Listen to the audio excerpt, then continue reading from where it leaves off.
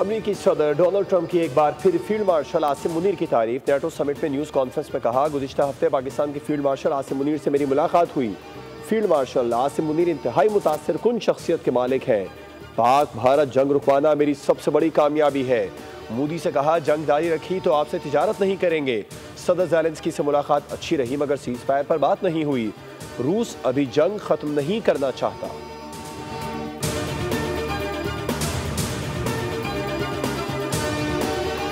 Israel ने जंगबंदी के लिए अमेरिका के आगे हाथ क्यों जोड़े? अमेरिकी सदर ने बड़ा एतराफ़ कर लिया। कहा, ईरानियों ने बहादुरी से जंग लड़ी। आखिरी 2 दिन में इसराइल को बड़ी मार पड़ी। ईरानी बैलिस्टिक मिसाइलों ने इसराइल की मुतअद्दिद इमारतों को तबाह कर दिया था। इसराइल शदीद मिसाइल हमलों के बाद घुटनों पर आ गया था। दी हैग में अमेरिकी सदर डोनाल्ड ट्रंप की नेटो समिट में गुफ्तगू और न्यूज़ कॉन्फ्रेंस। ट्रंप का कहना था कि ईरानी बैलिस्टिक मिसाइलों ने तल अबीब समेत कई शहरों में तबाही मचाई। ईरानी मिसाइल हमलों ने इसराइल की दिफाई सलाहियत पर सवाल उठा दिए। इसराइल का जंग से पीछे हटना खुशाइंद है। जंगबंदी ईरान के लिए भी फतह है। इनका मुल्क बच गया। अगर ईरान यूरेनियम अफजूदगी का प्रोग्राम दोबारा शुरू करेगा तो उस पर दोबारा हमला करेंगे। ईरान को पैसों की ज़रूरत होगी, इसलिए उसे चीन को तेल बेचने की इजाज़त दी। न्यूयॉर्क टाइम्स और CNN को कोई पूछता भी नहीं।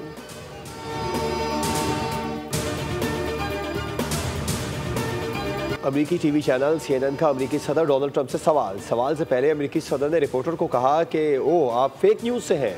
ट्रंप ने सवाल से पहले CNN के रिपोर्टर को कहा कि पहले हमारे पायलट्स की तारीफ करें। अमेरिकी सदर डोनाल्ड ट्रंप का स्पेन के सहाफ़ी से भी मुकालमा। कहा, स्पेन अच्छा मुल्क है लेकिन वो अमेरिका को पैसे नहीं दे रहा। स्पेन को तिजारत की सूरत में आखिरकार पैसे देना होंगे, ऐसे नहीं छोड़ सकता।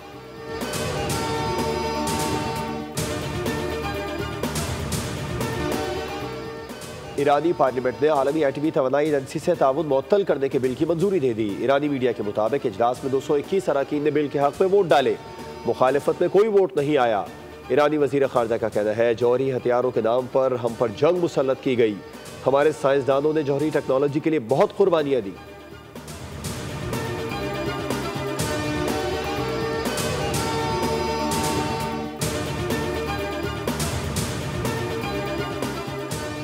भारतीय दिफाई तज्जियाकार प्रवीण स्वाहने ने कहा है कि भारत की तरह इसराइल की फौजी बर्तरी का भरम भी टूट गया है। इसराइल के लिए यह कबूल करना मुश्किल है कि वो जंग हार गया है। प्रवीण स्वाहने ने ईरान इसराइल जंग का मवाजना पाक भारत जंग से किया और कहा कि इसराइल की अगले मरहले की तैयारी भारत के इस ऐलान की याद दिलाता है जिसमें ऑपरेशन सिंदूर के अगले मरहले की तैयारी का कहा गया था। भारत और इसराइल अब ऑपरेशन के अगले दौर की तैयारी करेंगे।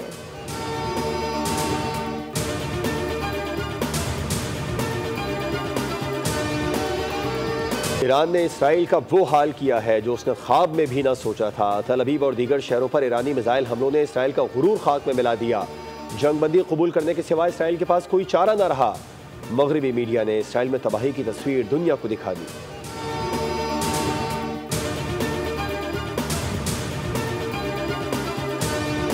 ईरान और इसराइल के दरमियान जंगबंदी, दोनों ने एक दूसरे पर नया हमला नहीं किया।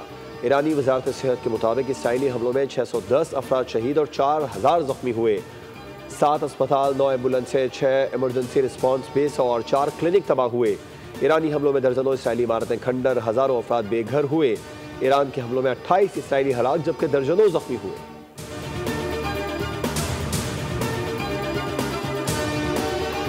ताबड़तोड़ अमरीकी हमलों के बावजूद ईरानी जौहरी तंसीबात मुकम्मल तौर पर तबाह ना हो सकी। CNN ने रिपोर्ट में इंकशाफ कर दिया।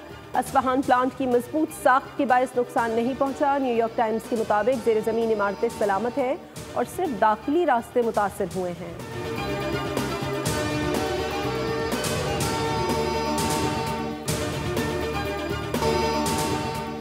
वज़ीर आज़म की ज़ेर सदारत ज़रई शोबे की तरक्की से मुताल्लिक़ इजलास। शहबाज शरीफ ने कहा, ज़रई शोबे में पायदार इस्लाहात से मईशत को मज़ीद फ़रोग़ मिलेगा। ज़रई शोबे में इस्लाहात से फ़ी एकड़ पैदावार में खातिर ख्वाह इजाफा होगा।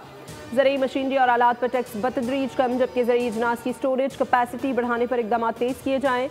नए मनसूबे और फंड्स की फराहमी खुशाइंद है। वज़ीर आज़म की ज़ेर सदारत वफ़ाक़ी काबीना का इजलास कल होगा।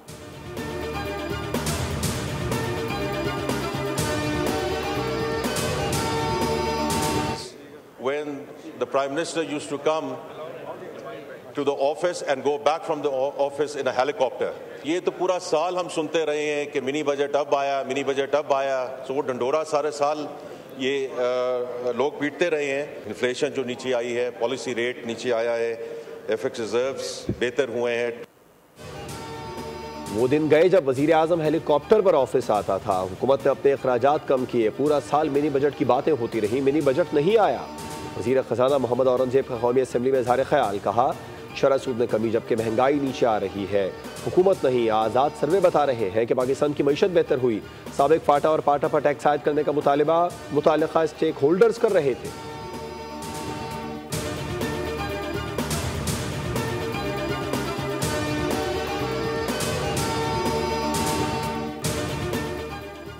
सिंध असम्बली से 3 खरब रुपए से ज्यादा का बजट मंजूर। सिंध असम्बली में 156 अरब से ज्यादा का ज़िमनी बजट भी मंजूर किया गया। सिंध में बजट का हजम गुज़श्ता बरस से 12.9% ज्यादा है।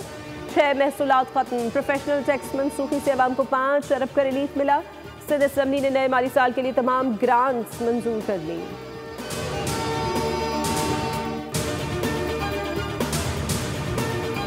मेजर सैयद मुइज़ अब्बास शाह शहीद की नमाज जनाजा चकलाला गैरिजन रावलपिंडी में अदा।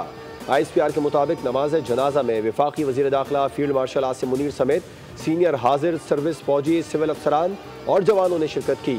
फील्ड मार्शल ने मेजर मुइज़ अब्बास शहीद की बहादुरी से मुकाबले को सराहा। कहा शहीद ने हुब्बुल वतनी की आला रिवायत को बरकरार रखते हुए जान का नजराना पेश किया। मेजर मुइज़ अब्बास जुनूबी वज़ीरिस्तान के ज़िला सरारोगा में फितना खवारिज के खिलाफ लड़ते हुए शहीद हुए।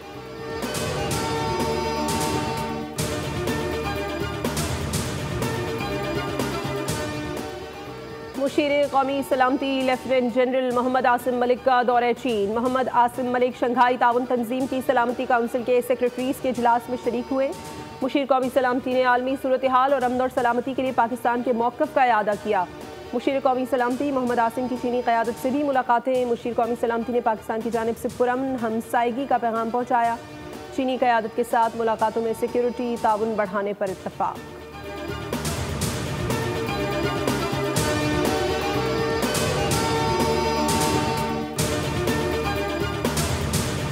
मुल्क भर में आज से बारिशों का आगाज। कराची में भी 2 दिन बाद बारिश का इम्कान। अटक रावलपिंडी सवात पर ठंडी हवाओं ने गर्मी को मात दे दी। बादलों की गड़गड़ाहट और बारिश ने मौसम को निखार दिया।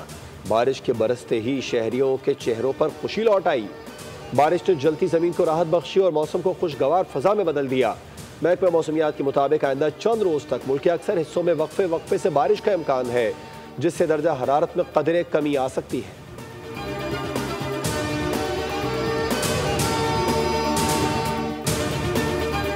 आइंदा माली साल में बिजली मजीद महंगी हो जाएगी। नेपरा ने तखमीना लगा लिया। दस्तावेज के मुताबिक दरामदी कोयले से बिजली 158 रुपए से जायद पड़ेगी। फर्नेस ऑयल से 47, सोलर से 26 और मकामी कोयले से 28 रुपए से ज़्यादा का तखमीना लगाया गया है।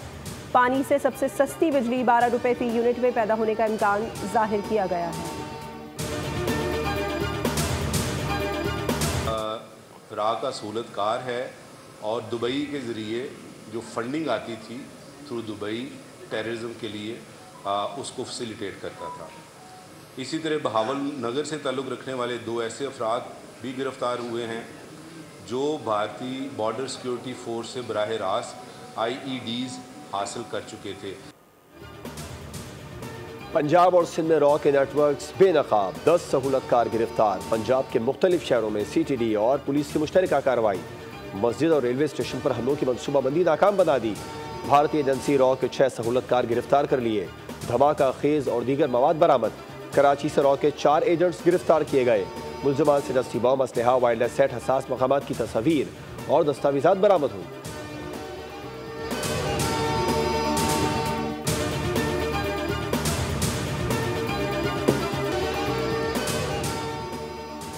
पाकिस्तान ने मलेशिया को शिकस्त देकर एशियंस डबल्स स्क्वॉश चैंपियनशिप के फाइनल में जगह बना ली। कोलालंपुर में जारी इवेंट के सेमीफाइनल में पाकिस्तान के नूर जमान और नासिर इकबाल की जोड़ी ने 2-1 से कामयाबी हासिल की। पाकिस्तान टीम ने पहला गेम 10-11 से हारने के बावजूद अगले दोनों गेम्स जीतकर फाइनल में कदम रख दिए। कौमी टीम की फतह का स्कोर 10-11, 11-9 और 11-9 रहा। कल फाइनल में रिवायती हरीफ भारत से टाकरा होगा।